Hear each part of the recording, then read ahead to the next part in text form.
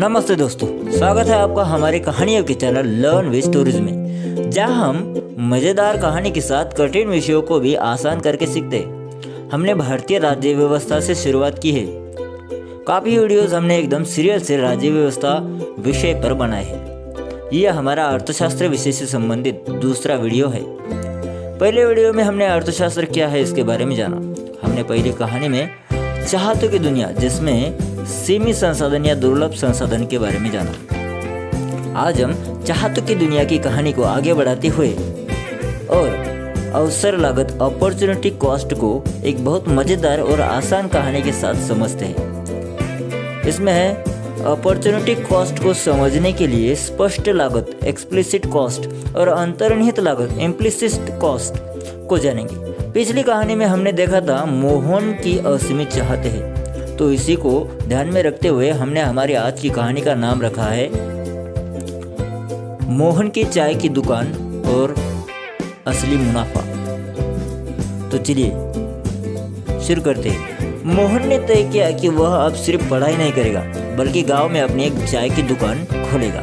यही से शुरू होता है अर्थशास्त्र का असली खेल।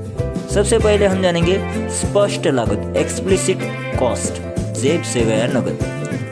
दुकान शुरू करने के लिए मोहन ने कुछ खर्चे किए। दूध, चीनी और चाय पत्ती 10,000, एक सहायक हेल्पर की तनख्वाह 5,000 और गैस और बिजली का बिल 2,000। यह सब हम मान कर चल रहे हैं। ये वो खर्चे हैं जिन्हें मोहन अपनी डायरी में लिखता है, क्योंकि इसके लिए उसने नगद कैश दिया है। अर्थशास्त्र में इसे स्पष्ट लागत एक्सप्लिसिट कॉस्ट कहते हैं। अब जानते हैं दूसरा अंतर्निहित लागत इम्प्लिसिट कॉस्ट, वो जो दिखा नहीं। मोहन की दुकान अच्छी चल रही है, लेकिन यहाँ दो ऐसी चीजें हैं जिनका पैसा मोहन की जेब से जा नहीं रहा, पर वह उन्हें खो रहा है। वह क्या है? जैसे मोहन का समय। दुकान खोलने से पहले मोहन को पास के बैंक में 20,000 महीने की नौकरी मिल रही थी। दुकान चलाने के चक्कर में उसने वह नौकरी छोड़ दी। खुद की दुकान, मोहन जिस दुकान में चाय बेच रहा है वह उसकी अपनी है। अगर वह इसे किराए पर देता तो उसे 5,000 महीना किराया मिलता। ये 20,000 सैलरी और 5,000 किराया मोहन की जेब से कट नहीं रहे, लेकिन यह उसे फायदे का नुकसान है जो वह उठा रहा है।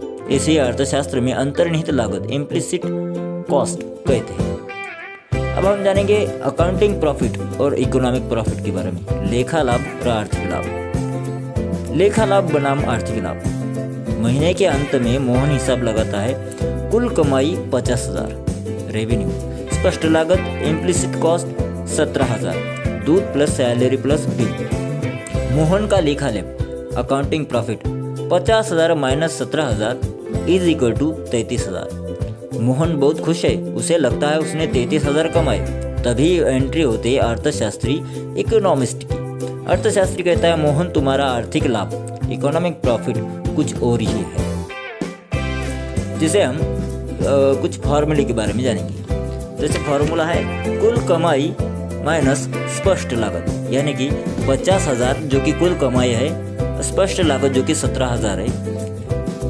मोहन का हिसाब आता है 33,000 जो कि ये लेखा लाभ है। और आर्थिक लाभ में हम फॉर्मूला लगाएंगे लेखा लाभ माइनस अंतर्निहित लाभ, यानी कि 33,000 जो कि प्रॉफिट हुआ है और माइनस अंतर्निहित लाभ जो कि 25,000, 20,000 सैलरी और 5,000 किराया जो कि अंतर्निहित लाभ था। और मोहन की अब कुल कमाई है 8,000। सबक, मोहन को असल में सिर्फ 8,000 का अतिरिक्त फायदा हुआ है, क्योंकि अगर वह दुकान न खोलता तो भी वह 25,000 तो कमा ही रहा था। तो कहानी का सार है स्पष्ट लागत एक एक्सप्लिसिट जो पैसा बाहर गया, दिखने वाला खर्च। अंतर्निहित लागत जो अवसर आपने छोड़ दिया, यानी कि छिपा हुआ खर्च। और अवसर लागत अपॉर्चुनिटी कॉस्ट, इन दोनों का जोड़ यह हमें बताती है कि क्या हमारा फैसला वाकई कुशल एफिशिएंट है या नहीं। मोहन अब समझ गया है कि चुनाव करने की कीमत क्या है। मोहन की इस कहानी से स्पष्ट होता है कि अर्थशास्त्र में लागत का मतलब केवल जेब से खर्च किया गया पैसा नहीं होता। अवसर लागत हमें सिखाती है कि किसी भी निर्णय की असली कीमत वह सर्वोत्तम विकल्प है जिसे हमने उस निर्णय को लेने के लिए छोड़ दिया है। संक्षिप्त में अवसर लागत मतलब सर्वोत्तम विकल्प को छोड़ देने के कारण होने वाला मूल्य है। क्या आप अगली कहानी के लिए तैयार हैं? तो चलिए मिलते हैं परसों के दिन एक नई और मज़ेदार कहानी के साथ। और ऐसे ही वीडियोज़ के लिए चैनल को लाइक शेयर सब्सक्राइब करना न भूलें। धन्यवाद। जय हिंद।